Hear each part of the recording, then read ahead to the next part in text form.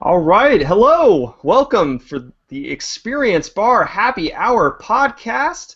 I am your host, Justin LaForge. We also have with me Sean Roslin, Hey, how's it going, everybody? Danny White, and Asin Reyes. What's up? So this is the Experience Bar podcast. This is where you get all your news, your games, your beer, and your laughs here on. This is thanks to www.theexperiencebar.com. So we want to thank you for joining us, and in any way that you can, because now we're on iTunes. So that is an exciting change here. Lots of exciting changes here at the site, and we are glad for you to join us. So why don't we just jump right into what everyone's playing? That's usually how we start off the show here, and we'll pick someone new for the start here. How about Danny? What are you playing? Great. I'm such a slacker. I haven't been able to play any games this week because I was a maid of honor this weekend in San Diego for a really good friend's wedding.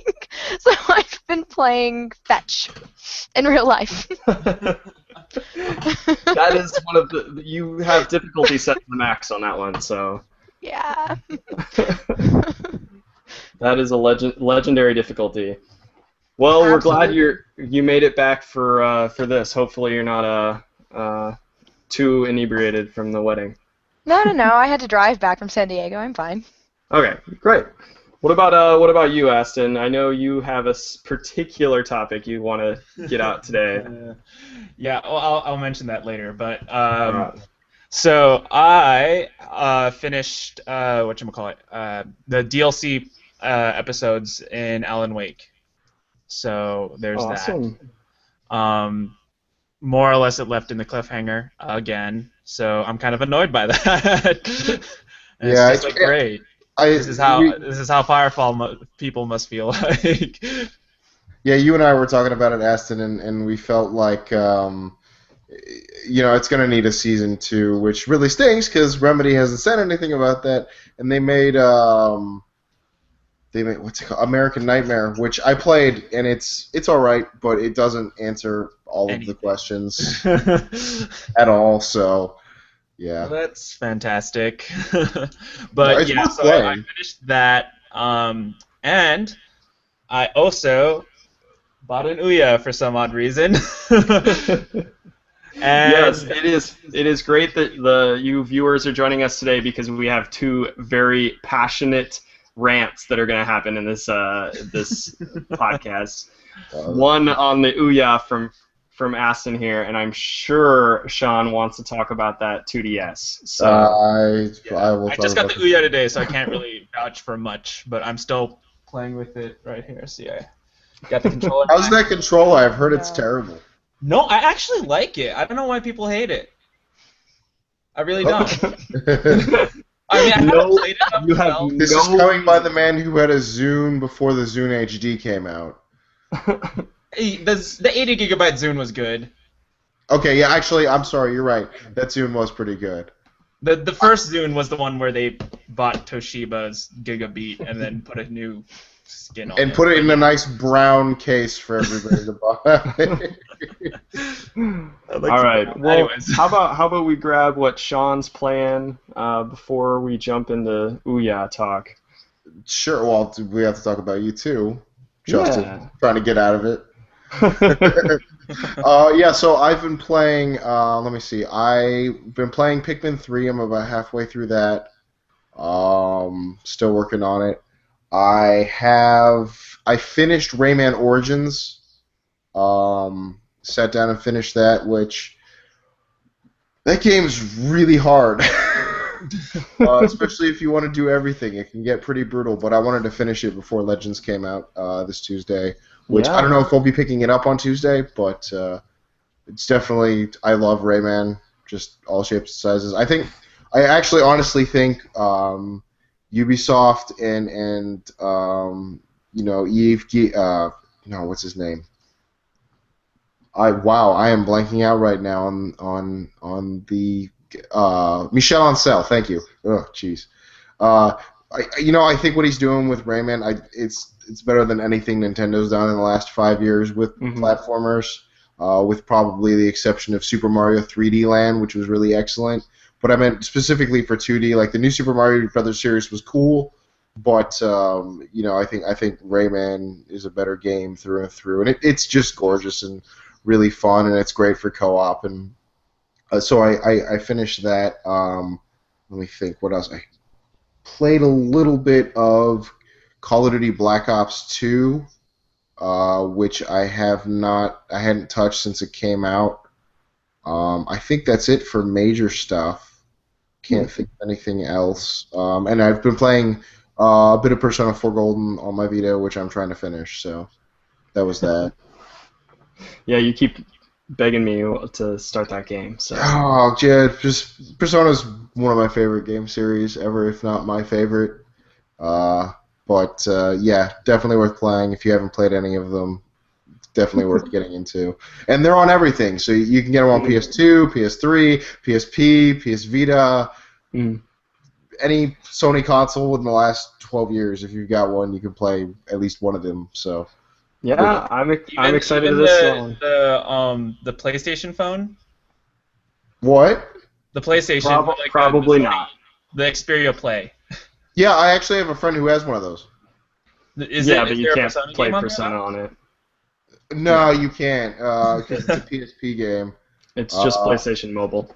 Yeah, just PlayStation Mobile titles, which I don't think... They did a PS1 port of Persona, the second half of Persona 2, or they brought the PS1 version that was originally released in the US on PSN, but I don't think that made its way to PlayStation Mobile.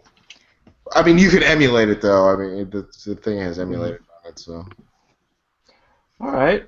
Well, I have been channeling the mystical powers of the Badger. That has been what I've been playing. I don't know if any of you have heard the game called Shelter. I'm really disappointed. I thought it was going to be a lot more climactic than that. I know, I was expecting like snakes and mushrooms and No. really cheesy Flash animations. Shelter is the game where you play as a badger mother, protecting her badger young from the harsh outside world. And you have to find food for them and make sure they don't die or get eaten by the massive eagle that stalks you. Oh gosh. Yes, so I have been living... Doing? I have been living as a badger. I just got a new game console I'm playing with. Now, right. Aston, what did we This is a very about productive playing with podcast. yourself in podcast meetings? Okay. For those at home who are listening, Aston's playing with his Ouya right now. I'm sorry that I'm not interesting enough, apparently. Well, Justin, like normal people go through their parenting classes with an egg or something, and you picked badgers. Well, for your mothering instincts. It taught me a lot about the harsh reality of the world, and that... You could have watched Bambi. It's funny because after the credits, it's like dedicated to all mothers, and you're just like, Happy Mother's Day. So if you're looking for a present for Mother's Day, you shouldn't give it your mother Shelter because she's gonna wonder. I would wonder too. Yeah, you should probably stick to roses or chocolate, something of that sort. But yeah, and then I've also something else. There was something. Oh, I binged because I got like an hour free that I didn't really know what to do with. So I jumped on a game and I picked up a game that I wouldn't normally buy. Went to Redbox and started playing Dead Island Riptide. How's that treating you?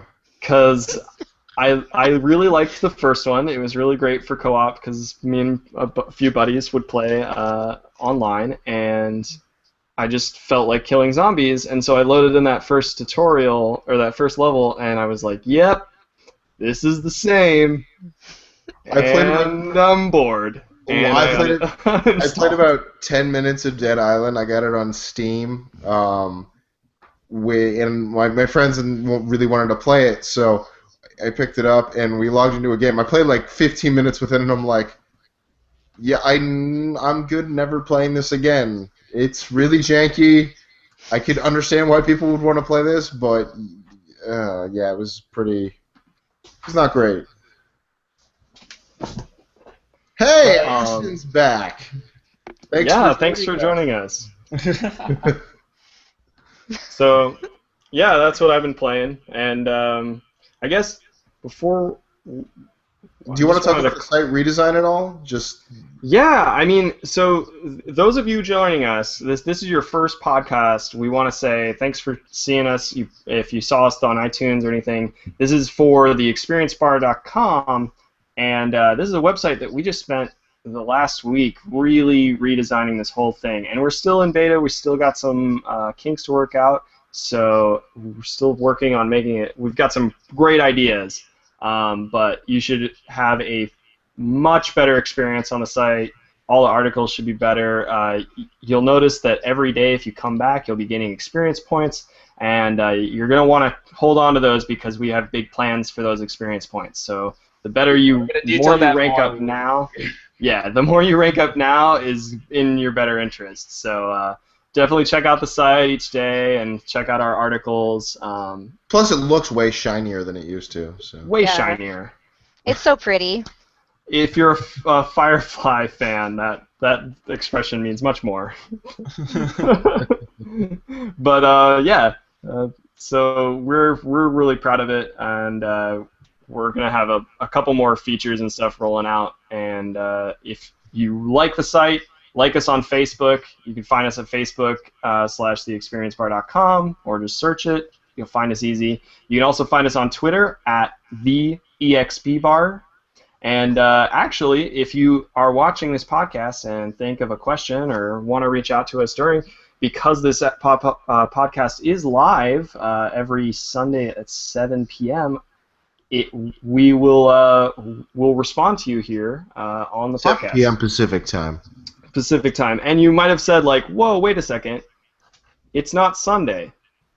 Yes, because we pushed this podcast off to Monday to get it out to you. So we'll be here every Sunday except today. So, and then you can also find us on Google Plus if you are one of those savvy tech people like me who say I'm too good for Facebook. So, honestly, Google Plus I think is a better service than Facebook, but it's hamstrung by the fact that nobody uses it, which is the whole point of having a social network. So it falls on its face in the most important aspect.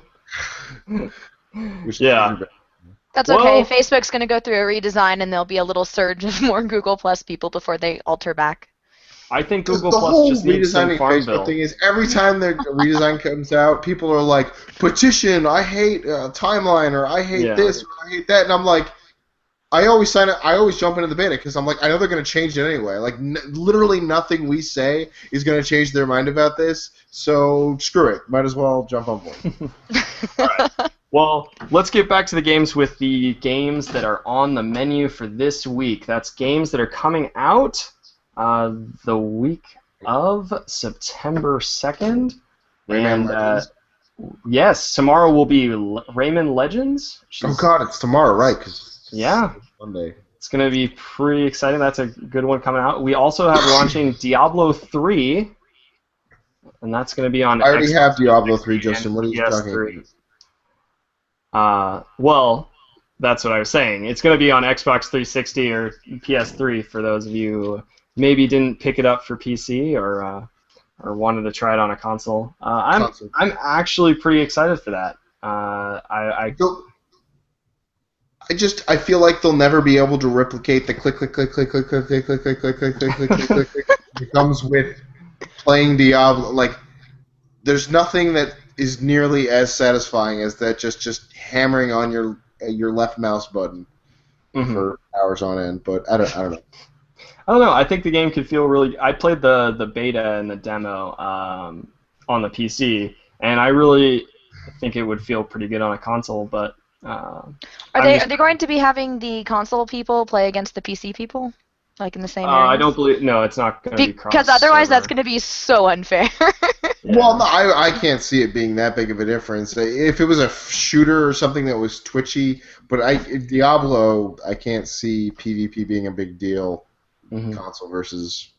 That's a game that would work. I agree with you, Justin. Pretty well on I make fun, but would work pretty well on console just because it's not such a Twitch split second. You have time to think about things game. You know.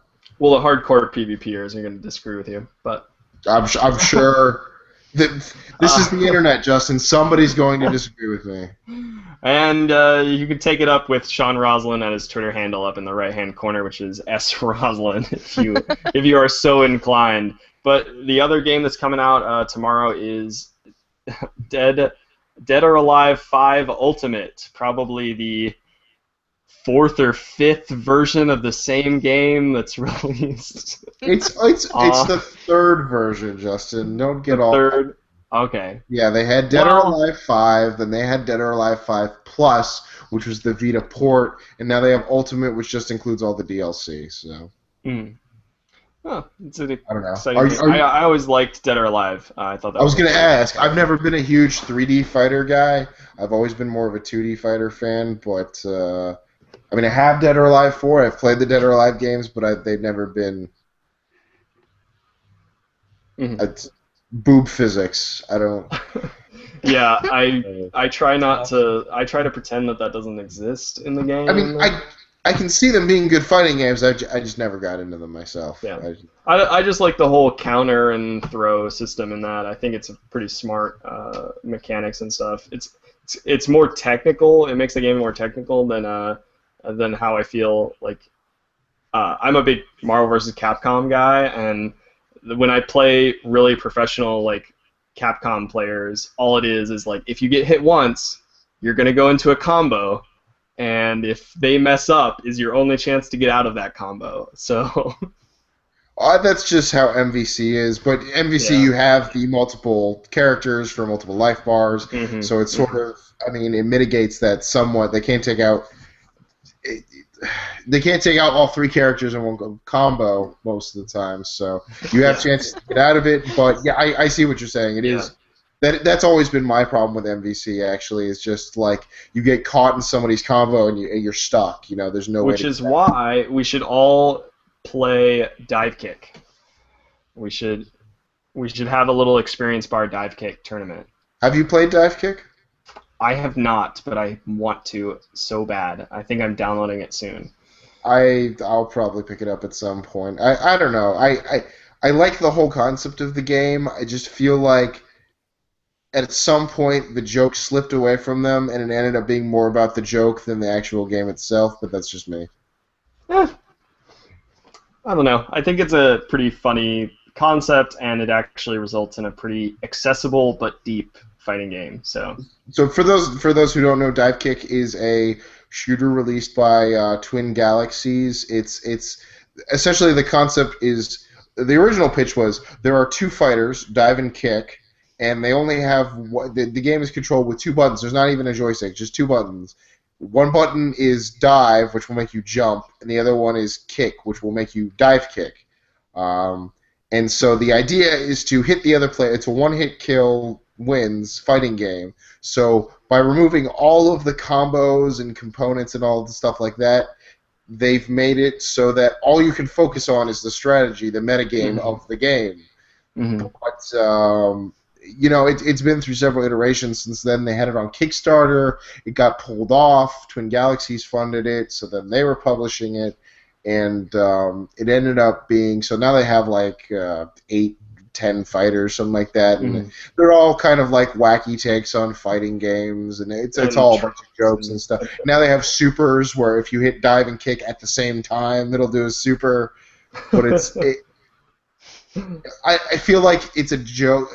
It was a good concept that kind of got away from them. I don't know. I'm excited to see that at EVO. I can't see that being an EVO game, but then again, I never saw them. I'm amazed Smash Brothers made it to Evo. I've always felt that game was more meant for fun than anything else. I've never taken it seriously. I know people are super hardcore about that franchise. They're like, Final Destination, no items. I'm like, you're destroying the point of this game. Yeah. Like, the point is to goof off, and the randomness of the game is what makes it fun for me. But, you know, I never expected games like that to show up at Evo, so if Divekick can make it, hey, you know. Mm-hmm. So yeah, that covers the games coming out this week. I'll give you more probably next week, and I guess Aston, since we can lure you back in, you can talk about the thing that has been taking your attention. Maybe. Sorry. Yeah. So this whole weekend, I was thinking, you know what? I'm just going to bite the bullet and buy the Ouya. So because I was always curious about like the different things that like you could potentially do with it, and mostly I need a cable box on my TV. And you didn't want to wait for the Xbox One. Well, I could actually play cable on my Xbox and PlayStation 3, but that's besides the point. But yeah, the funny thing is that that was like the first thing that I did. I loaded up Xbox Media Center, which is on the Ouya store now, so I didn't even need to like sideload it or anything like that, and tried to play some TV, and it works for SD but not for HD. So I got kind of lost out on that one. But I think if I play with the settings, I can make it work, because right after that I tried a 1080p MKV file of Thor and Fantasia 2000, and both of those played without any stuttering in full HD with full HD audio as well, which I was surprised with. I was expecting just stereo. And for a little tiny box, it was kind of cool to see that happen. And then I ended up playing various games, just whatever was on like the first page, and it's pretty impressive. I gotta say, like, graphics are better than the Wii, like hands down. I mean, it helps that it's in 1080p versus 480p, but it's pretty impressive, and I still stand by what I said back in the podcast, where it's just like, you know, it has potential, it just needs people to back it up, and that's not going to happen because there's a ton of people that hate it. So, yeah. So are you going to buy a new one each year? It depends if they're still around. That would be an important question. It does feel like stuttery at times in certain games, so it would make sense for them to have that kind of every year release or whatever. I'm sure whatever they come up with next. See, here's the thing. It's dependent on the NVIDIA Tegra chip. Okay. And NVIDIA Tegra was fine when they were not trying to do these things like compete with Qualcomm and but basically they're getting their ass handed to them. It's a Tegra 3, right? Yes. And it's not bad, but like when you have Snapdragon over here being like, we run everything flawlessly, like, and then Tegra is being like, oh hey, we have a Tegra. I mean, even Tegra in phones 4 looks pretty, like, really impressive. The tech demos I've seen of like what they're doing with that are really awesome. Yeah. So that's not in anything. So.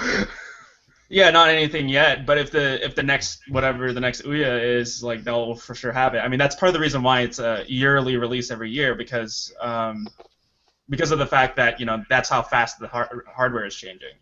So if they can make the same box and just stick in a Tegra 4, you're already talking about like going from like what? I don't know what Tegra 3 is. Is Tegra 3 quad core or is it dual core?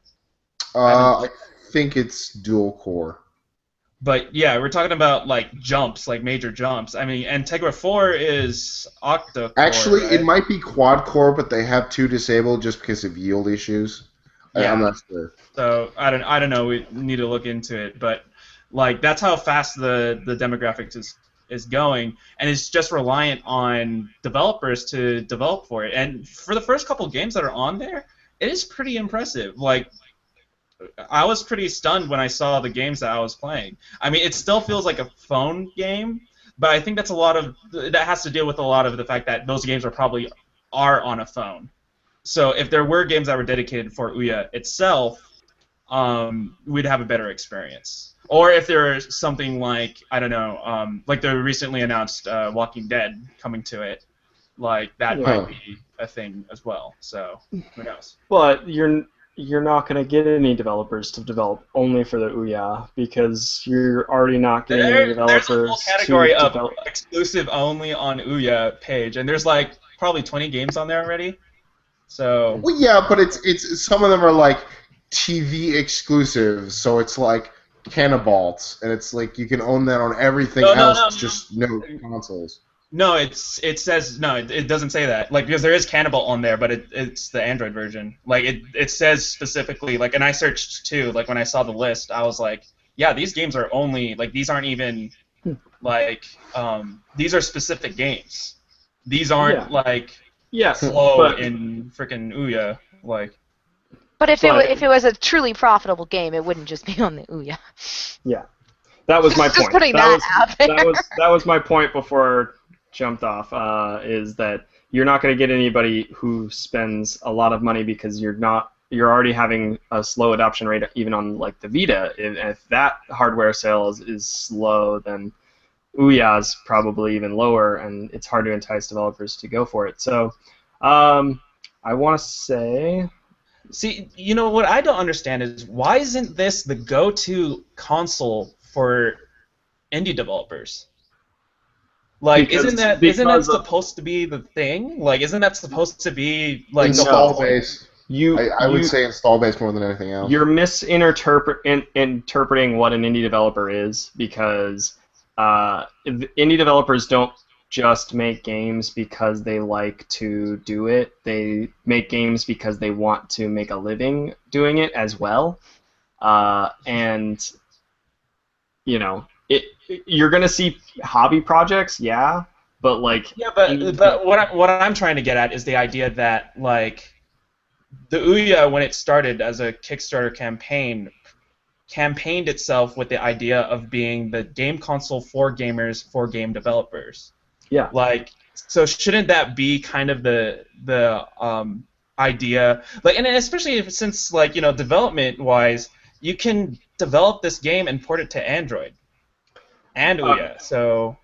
Well, from my experience is that anyone who's making indie games that I've talked to is also interested in expanding their experience on stuff. And if you just work on Ouya stuff, maybe you're losing experience in the bigger games, like, I don't know, like my friends that are making games are concerned about like learning how to get onto a PlayStation game on there so that they can jump onto a developer who might be making a PlayStation game in the future. So, I don't know.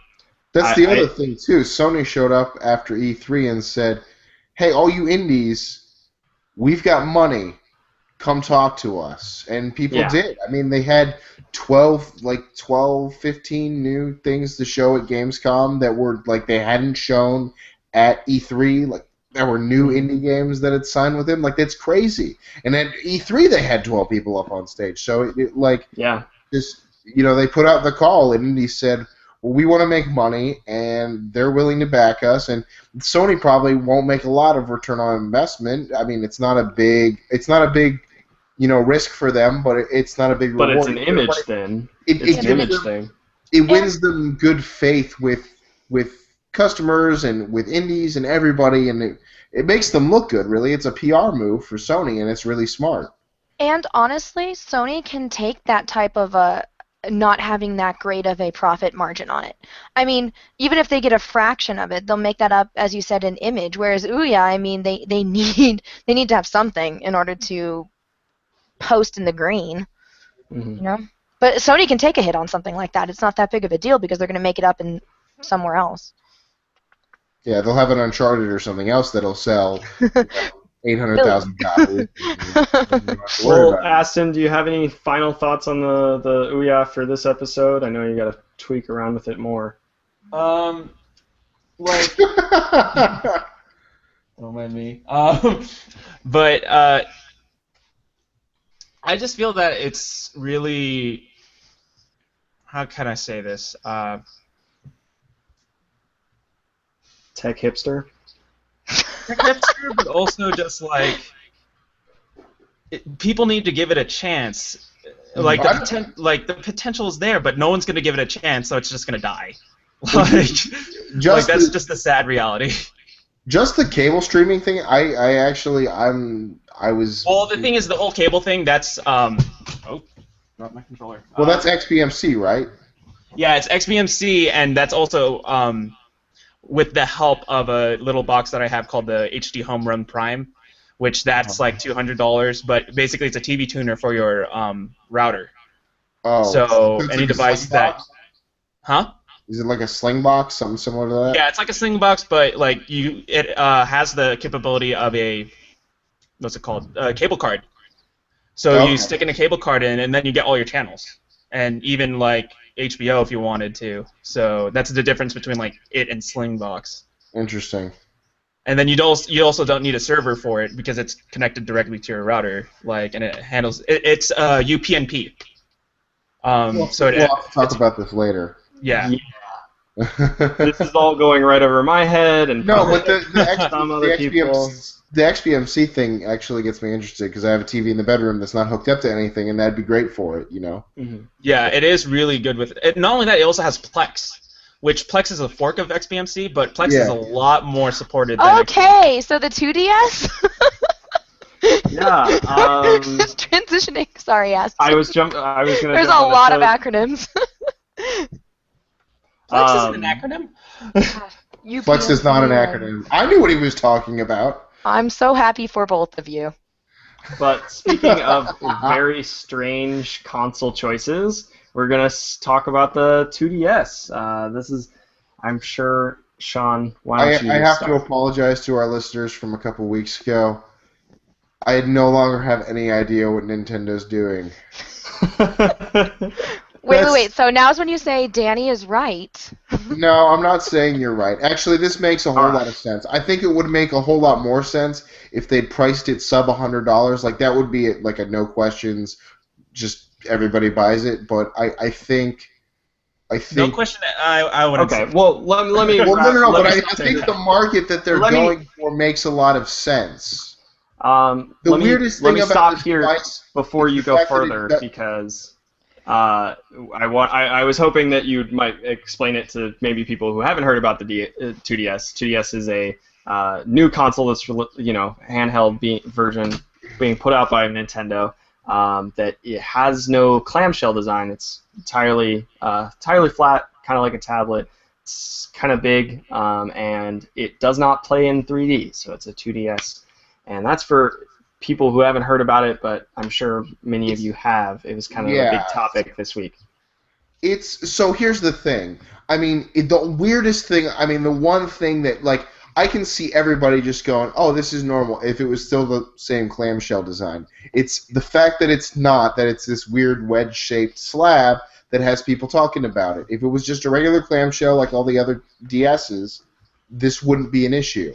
But the rumor is that the reason why it wasn't a clamshell is because the two screens are actually not two screens. It's actually one screen, and there's like a division. Well, no, you can tell it's one screen because if you look at the bezel between the two screens, there's no way they could possibly mount two screens that close together, at least not easily. So, and the idea here is that they're cutting costs. So it makes a lot of sense from that standpoint. And you know what? I think the audience that's going to be looking at this probably won't care a whole lot. As long as it's ergonomically comfortable and economically feasible and people buy it, I don't see it being a huge issue. And I think there is a market for people who want a 3DS but don't necessarily care about the 3D and don't really want to spend $200 on the 3DS XL or something like that, you know.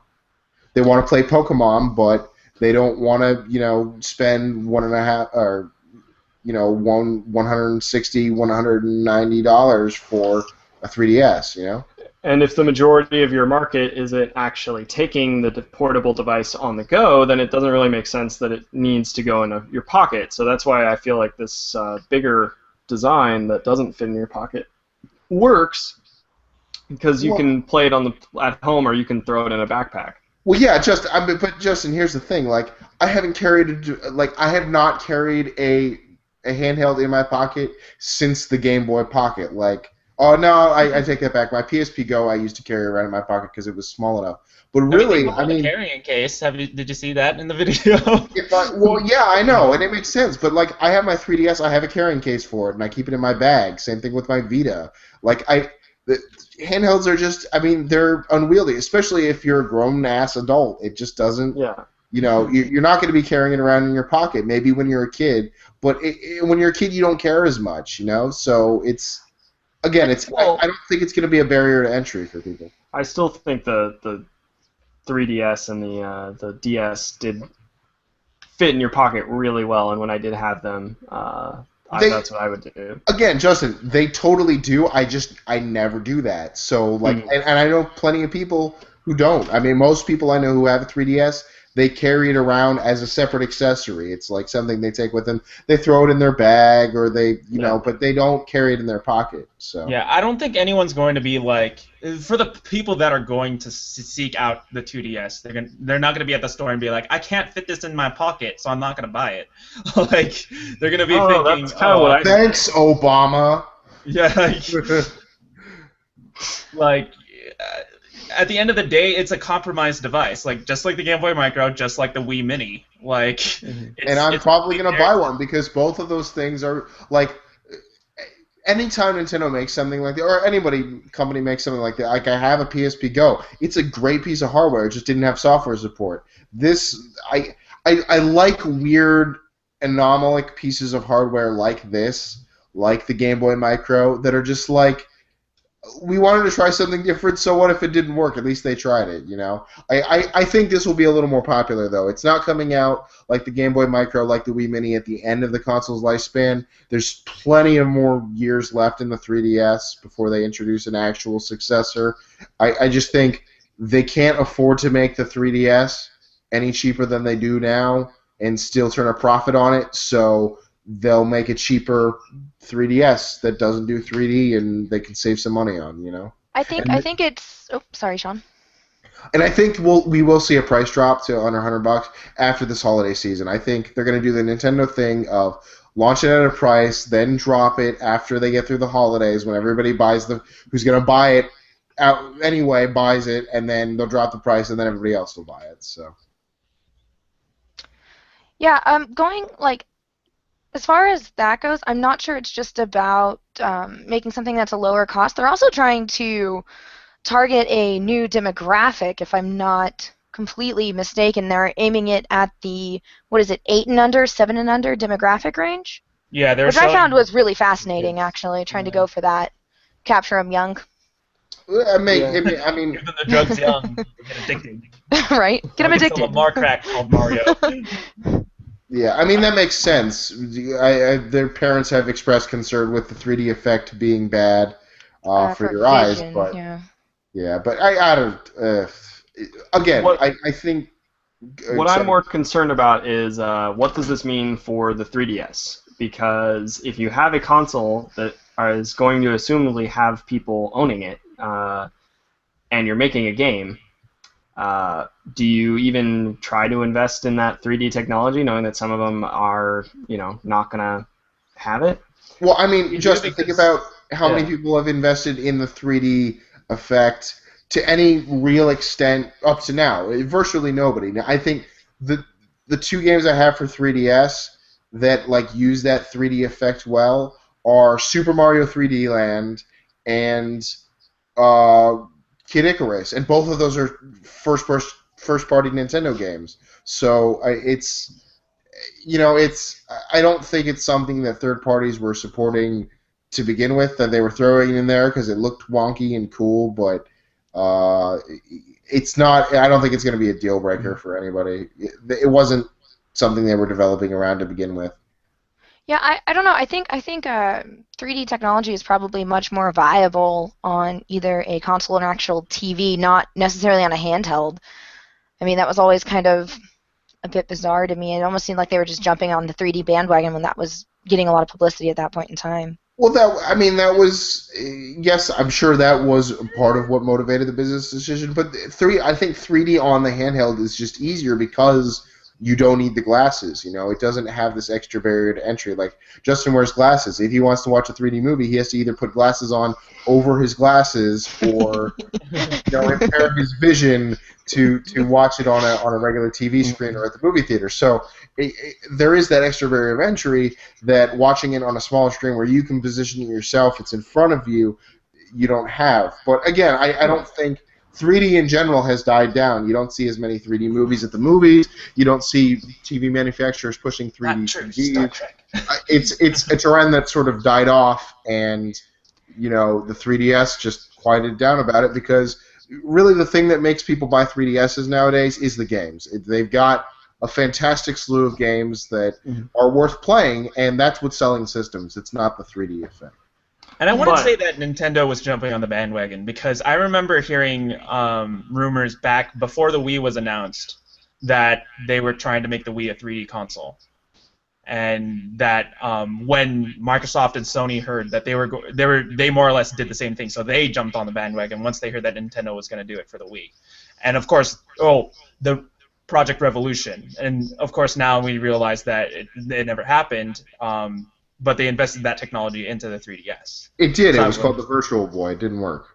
Yeah. So yeah, you can't really say that they're jumping on the bandwagon because it's been on their mind for a while now. And also, I would say that this works excellently. Justin is the only one actually trying to make this organized. Well, what I've just found the strangest of all, and this is probably going to conclude this, is that the 2DS has a 3D camera on it. Yeah, I did think that was weird.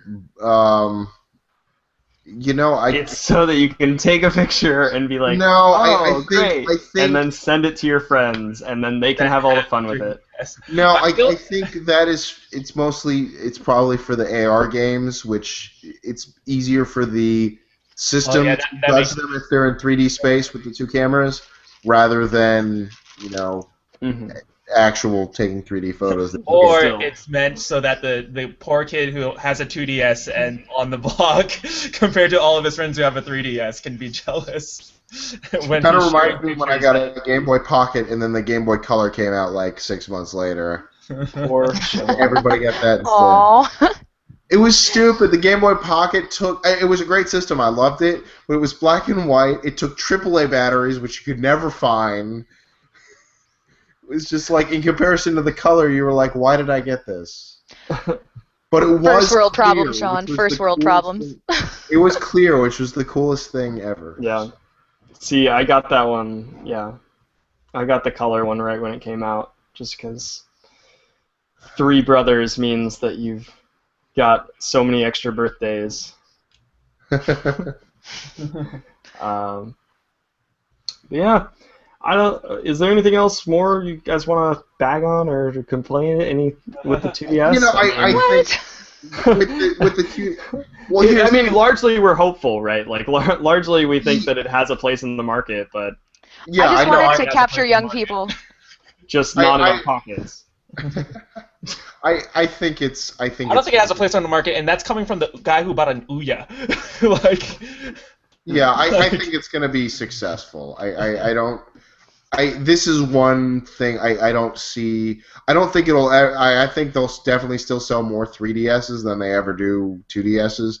But I think they'll still sell enough for this to be significantly profitable, for it to be a good venture. And the internet has a lot of vitriol. Anything they don't like, they just latch onto it and shit all over it. Like, look at Mass Effect. They changed the ending of their goddamn game because people complain so much, and it's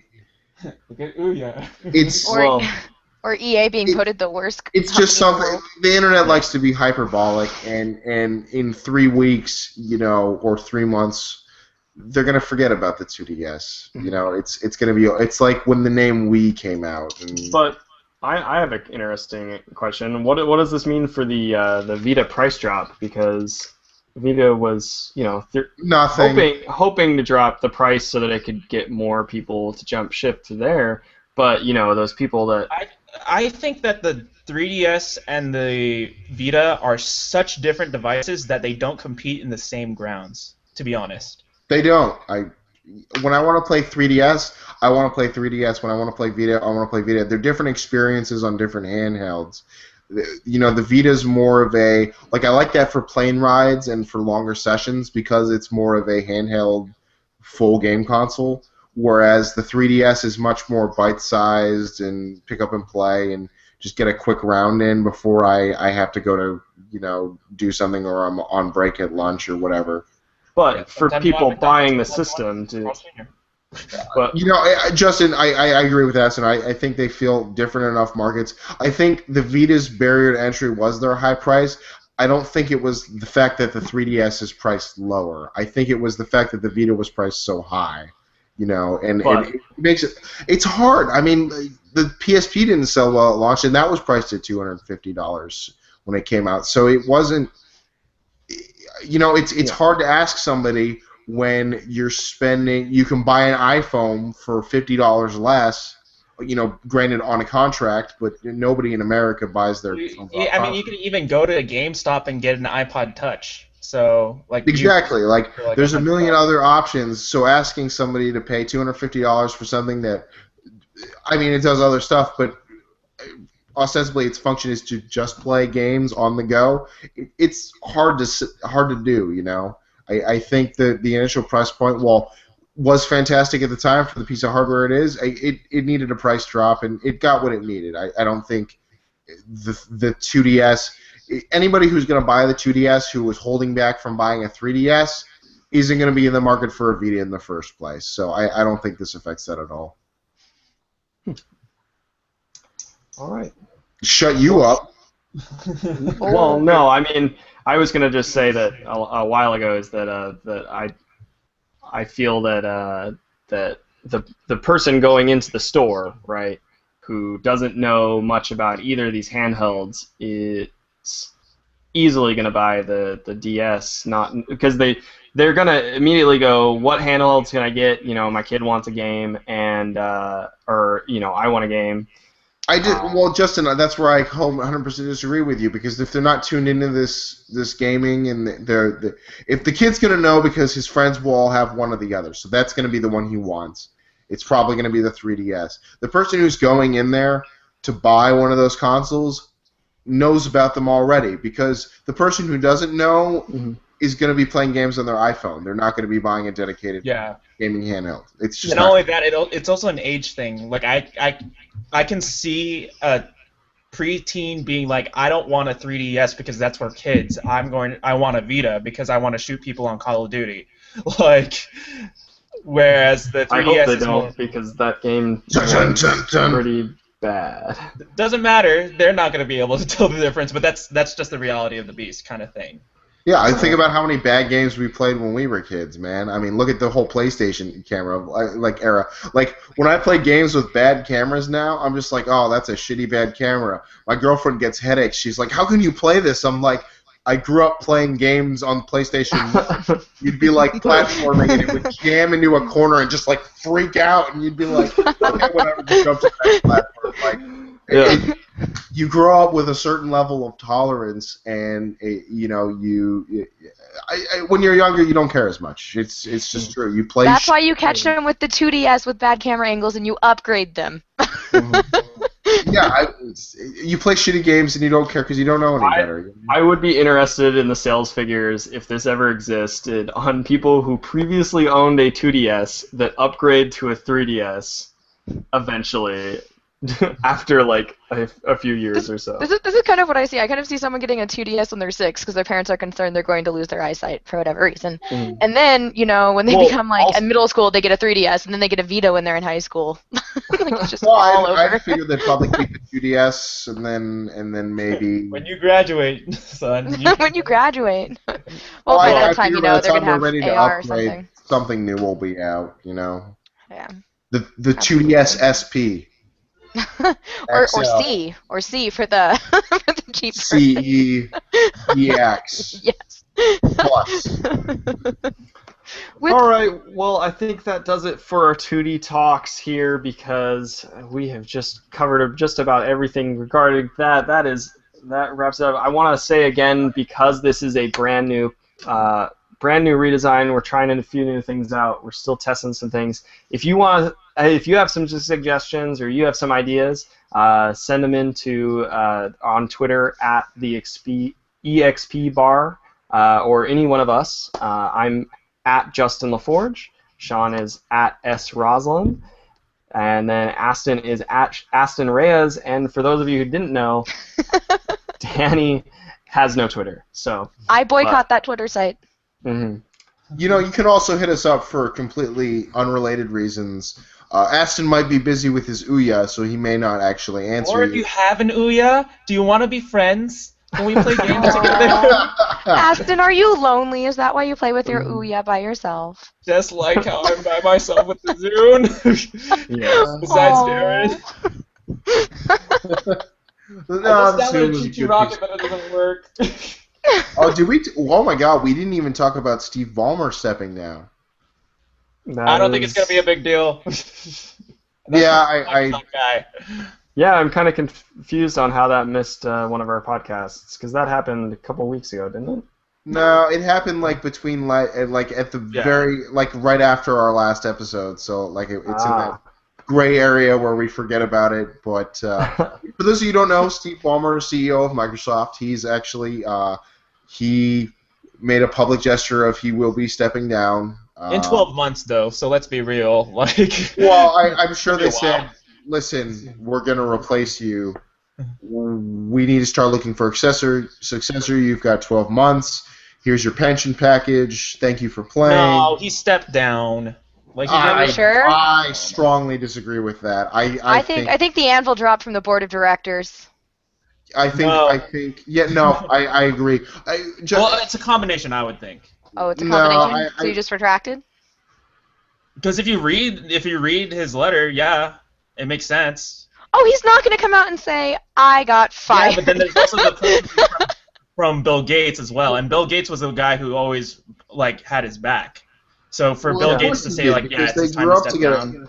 They Well, grew it's up possible. in Microsoft. He was there when Microsoft was a company with 12 people, man. Like, Well, it's possible that he still had the writing on the wall. So I don't. no, I think they had a discussion about it. They said, hey, look, you know, we're going to need to make some changes. We're giving you time to set up whatever you need to set up.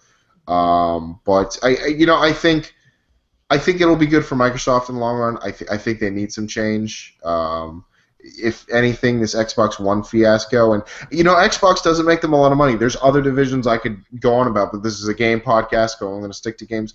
But the Xbox One, the how blindsided they were on that sort of their PR representation when that thing came out, I think is emblematic of their leadership at the time and how much they weren't thinking about the things they need to be thinking about as sort of the audience and the world changes around them. So They just need to bring back Jay Allard. Jay Allard's on the rumored list of replacements. I can't see them doing that. He's not gonna go. I would love them to bring back Jay Allard. Oh man, if they made Jay Allard the CEO, because not only that, the Zune would be back because he made the Zune. He made The the Zune? No, That's what I'm Aston, the Zune will not come back. The Zune will never come back. You need to get off of It's this going to come fantasy. back. They're just going to call it the Xbox CEO, and then it's gonna come Media back. Player. Yeah, it's just going to be the Xbox Media. Oh, God. No. No, Zune with an X. Zune with an X. X-E. Keep pitching it, No. Aston. Yeah, I don't see Right. Jay Allard coming back, but I would like to see him, but I don't see that happening. So Yeah. Well, if it overall, does come- like the replacement is going to be. Oh, but you didn't mention Xbox, by the way. To bring it back to games, they did announce today that like Major Nelson said that Illuma Room. If you don't know what that is, it's a look it up on YouTube. pretty. It's a concept video. They said that they most likely will not try and go into R&D with it to make it happen for consumers. That it's too expensive and too costly. Well, that's a bummer. that makes sense. It makes sense, but at the same time, it's just like, that's what, like, the original Kinect, in terms of money-wise, like, was ridiculous amounts of money. Like, it was ridiculous. The original Kinect prototype was something like $10,000 just for one unit. Yeah, that's why. But that's normal. Well, Yeah, yeah, exactly. So what I'm saying is, like, darn it, like, why can't you stick with it and try to But figure it out? okay, but that happens. Apple did that. I mean, Apple put the iPod on the shelf for about 8 years before they brought it back down when the technology became viable for their idea. It'll come back, I think. It's too cool not to. It's just going to go on a shelf for a couple of years until it can be feasible again, until someone develops something that makes it feasible. Yeah. My Yeah, prediction. it's like Nintendo with 3D. I mean, when they had the opportunity to do it, they did it. So, it wasn't feasible before, but it is now. If it does come out, it'll be covered on theexperiencebar.com, and it'll also be if we have any more updates on that Microsoft the CEO, so as well, that'll be there. Definitely check us out. Thanks for tuning in. Thanks for listening to the podcast today. And again, you can catch us normally at our normal time at Sunday at 7 o'clock Pacific Daylight Time. And we hope to catch you there.